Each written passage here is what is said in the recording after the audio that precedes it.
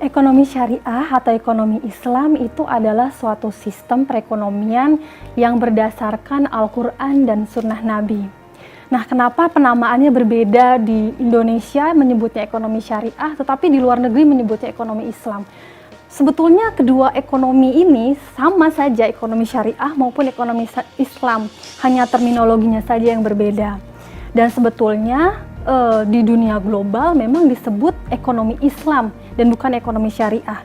Jadi kalau kita kenal Islamic Banking atau Bank Islam, Islamic Capital Market atau pasar modal Islam, Islamic Mutual Fund, Islamic Economics, ya, itu adalah terminologi yang berlaku umum. Di Indonesia sendiri yang dikenal memang ekonomi syariah, pasar modal syariah, ya, perbankan syariah, menyebutnya dengan kata-kata syariah. Nah, kenapa ini terjadi? Sebetulnya ini dimulai dulu karena menilai bahwa Islam itu dinilai terlalu sensitif untuk di negara Indonesia. Jadi pada awalnya orang menyangka kalau misalnya disebut Islam, nanti ini ekonomi hanya eksklusif untuk umat muslim saja.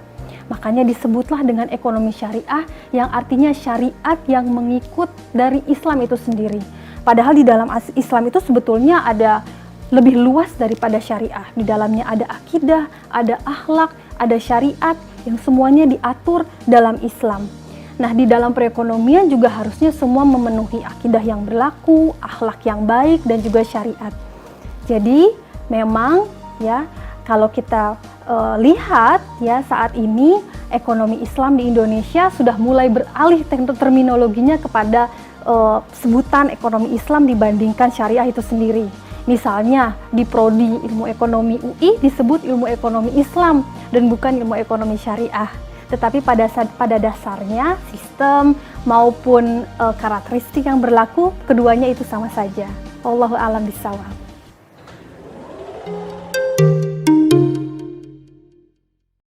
Jadi pada dasarnya yang namanya ekonomi itu adalah suatu sistem yang mengatur hubungan antara manusia, terutama di bidang ekonomi, yaitu misalnya transaksi ya, bisa jual beli, bisa sewa dan lain sebagainya. Hubungan ekonomi antara manusia. Nah, begitu juga ketika berbicara Islam, disebut dalam Islam itu adalah hubungan muamalah. Nah, muamalah itu berbeda dengan hubungan ibadah. Kalau ibadah bagaimana manusia dengan penciptanya, kalau muamalah manusia dengan orang lain. Nah, kalau ibadah itu yang mengatur bahwa semua hal itu tidak boleh kecuali yang dilarang. Pada prinsipnya seperti itu. Jadi misalnya kalau teman-teman mau sholat zuhur, ya itu harus 4 rakaat. Kalau 5 rakaat namanya bukan sholat zuhur. Misalnya sholat subuh itu dilakukan ya di waktu subuh. Kalau dilakukan di malam hari karena rajin, misalnya kita mau dari malam sholat subuh, ya namanya bukan sholat subuh. Itu kalau hukum atau prinsip dalam ibadah. Kalau muamalah itu sedikit berbeda, karena di dalam muamalah itu prinsipnya adalah semua hal itu boleh kecuali yang dilarang. Jadi disebutkan oleh Imam Syahrul Mumti ya, itu disebutkan bahwa semua hal itu boleh kecuali beberapa hal yang dilarang ketika melakukan akad, yaitu dilarang melakukan kezoliman, dilarang adanya riba, dilarang adanya gharar atau maisir. Nah, masing-masing ini apa? Jadi kalau tidak ada elemen-elemen ini, pada dasarnya sebetulnya semua prinsip ya hubungan antara manusia itu diperbolehkan. Riba itu artinya tambahan atas hutang piutang, tambahan yang diperjanjikan di awal. Misalnya, itu riba ada banyak ya sebetulnya, tapi yang hubungannya ke antara manusia, misalnya yang sering kita temukan adalah dalam hutang piutang. Jadi kalau ada seseorang misalnya mau berhutang kepada orang lain, lalu dia menjanjikan di awal nanti akan memberikan kelebihan. Nah, ini termasuk kategori riba. Nah, diperjanjikan ini dari dua belah pihak. Misalnya ini datang dari si penghutang atau datang dari si pemberi piutang. Ya, makanya ada kita kata-kata insya Allah ya, bahwa sesuatu itu tidak bisa diperjanjikan di awal karena kita tidak pernah tahu apa yang akan terjadi di masa depan.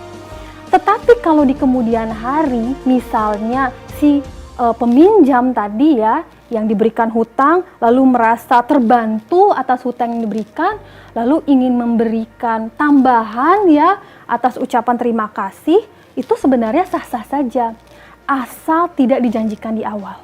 Jadi riba adalah ya tambahan yang dijanjikan atau manfaat yang dijanjikan di awal atas hutang piutang. Satu yang tidak diperbolehkan, yaitu riba. Yang kedua itu adalah goror. Goror itu adalah ketidakpastian. Jadi misalnya kita mau membeli sesuatu yang belum matang misalnya ya, kalau melihat di sawah misalnya, lalu kita lihat sawah itu baik, bagus, lalu kita mau beli harganya sekian padahal kita tidak tahu apa yang terjadi di masa depan. Ya, jadi itu termasuk sesuatu yang tidak pasti, itu adalah goror. Jual beli seperti ini dilarang dalam Islam. Atau misalnya maisir itu bentuk goror yang luar biasa, misalnya luar biasa besar maksudnya. Misalnya judi seperti itu ya. Kalau judi itu adalah zero sum game. Itu betul-betul ada ketidakpastian di dalamnya. Siapa yang menang itu tidak bisa dipastikan di awal dan salah satunya pasti mengalami kerugian. Sehingga hanya salah satunya saja yang merasa diuntungkan. Tadi kita sudah dua, yang ketiga misalnya itu adalah zolim ya. Tadi disebutkan yang tidak diperbolehkan riba, goror, dan zolim. Zolim ini termasuk ke semuanya, ada penipuan di dalamnya, lawan dari keadilan ya. Bisa jadi penipuan, bisa jadi suap, dan lain sebagainya. Itu yang melarang, yang tidak diperbolehkan dalam transaksi Islam. Tetapi kalau ada transaksi yang di luar dari hal-hal yang dilarang dalam Islam, tentu saja bisa dilakukan.